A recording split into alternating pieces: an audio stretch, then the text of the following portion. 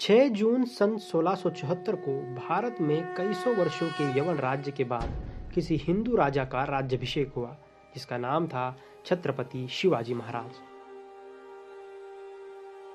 छत्रपति शिवाजी महाराज की मृत्यु के बाद मुगल बादशाह औरंगजेब ने स्वराज्य पर कई हमले किए, कई मुहिमें निकाली, पर स्वराज्य रक्षक छत्रपति संभाजी महाराज ने मुगलों से 9 साल तक डटकर सामना किया।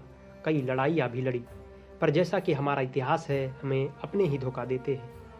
छत्रपति संभाजी महाराज को उनके ही साले गनोजी शिर्के ने औरंगजेब के सेनापति को उनकी जानकारी देकर पकड़वा दिया और औरंगजेब ने छत्रपति संभाजी महाराज को अनेक वेदनाएं देकर उन्हें मार डाला।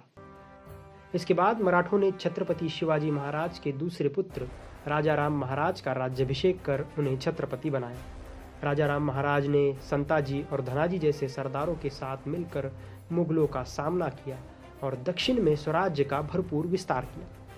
पर सन 1700 के मार्च महीने में राजा राम महाराज की दीर्घकाल चल रही बीमारी के चलते मृत्यु हो गई। ये स्वराज्य को तीसरा बड़ा धक्का था। छत्रपति राजा राम महाराज की मृत्यु के समय संभाजी महाराज के पुत्र शाहू राजे मुगलों की कैद में थे और राजा राम महाराज के दोनों पुत्र शिवाजी द्वितीय और संभाजी राजे अभी बहुत छोटे थे। औरंगजेब को लगा कि अब मराठा घुटने टेक देंगे, पर जो हार माने वो मराठा कैसे। इन परिस्थितियों में भी राजा राम महाराज की पत्नी महारानी ताराबाई ने शिवाजी द्वितीय को सिंहासन पर बिठाया और लड़ाई के सारे सूत्र अपने हाथों में लिए। औरंगजेब की 5 लाख बड़ी सेना के सामने लड़ते हुए स्वराज्य की स्वतंत्रता बरकरार रखी। 20 फरवरी सन 1707 में औरंगजेब की मृत्यु होने तक महारानी ताराबाई ने लगभग 7 वर्ष तक स्वराज्य का रक्षण किया। औरंगजेब की मृत्यु के बाद मराठों का स्वतंत्र संग्राम मराठों की रानी महारानी ताराबाई के नेतृत्व में उन्होंने जीत लिया। औरंगजेब की मृत्यु के बाद उसके बेटे आजम शाह ने मराठों में दुफाड़ करने के लिए 1 मई सन 1707 में शाहू महाराज को रिहा कर दिया। इस कुटिल चाल का परिणाम ये हुआ कि शंभुपुत्र शाहू महाराज दक्षिण में आए, उनका भरपूर स्वागत हुआ और उन्होंने छत्रपति के तख्त पर अपना अधिकार बताया, पर महारानी ताराबाई ने इसे अमान्य कर दिया। अब मराठा सरदारों में बड़ी विपदा आ पड़ी। कुछ मराठा सरदार महारानी ताराबाई के साथ तो कुछ सरदार शाहू राजे के साथ मिल गए। महारानी और शाहू राजे में के बीच में छत्रपति की गद्दी के लिए अक्टूबर 1707 में युद्ध हुआ।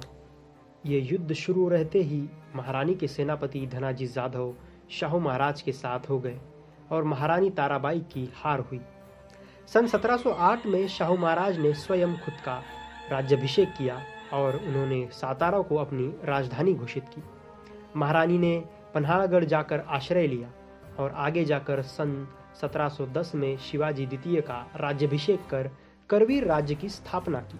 इस प्रकार छत्रपति शिवाजी महाराज द्वारा स्थापित स्वराज्य की सातारा और करवीर जैसी 2 गद्दियां निर्मित हुई। आगे जाकर करवीर गद्दी पर बैठे शिवाजी द्वितीय को उनके ही छोटे भाई संभाजी ने पदच्युत कर स्वयं का राज्याभिषेक कर लिया और संभाजी राजे छत्रपति बन गए। संभाजी राजे शूरवीर और पराक्रमी थे। उन्होंने शाहू महाराज के विरुद्ध मुहिम निकाली और शाहू महाराज के अनेक प्रदेशों पर हमला करना शुरू कर दिया। इसके चलते शाहू महाराज ने संभाजी महाराज से युद्ध पुकारा। इन दोनों में सन 1730 में युद्ध हुआ। इस युद्ध में संभाजी राजे बुरी तरह से हार गए।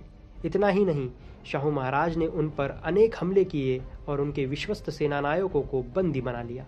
इन सभी हमलों से तंग आकर संभाजी ने शाहू महाराज से संधि करना उचित समझा।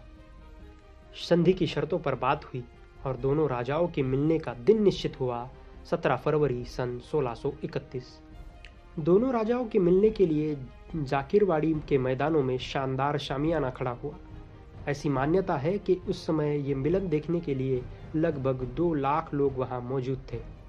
संभाजी राजे ने अपने बड़े भाई के चरणों में माथा टेका। शाहू राजे ने संभाजी को उठाकर गले से लगाया। संभाजी को शाहू राजे ने अपने साथ सातारा ले जाने की जिद पकड़ी। 2 महीनों का संभाजी राजे ने सातारा में आतिथ्य स्वीकारा।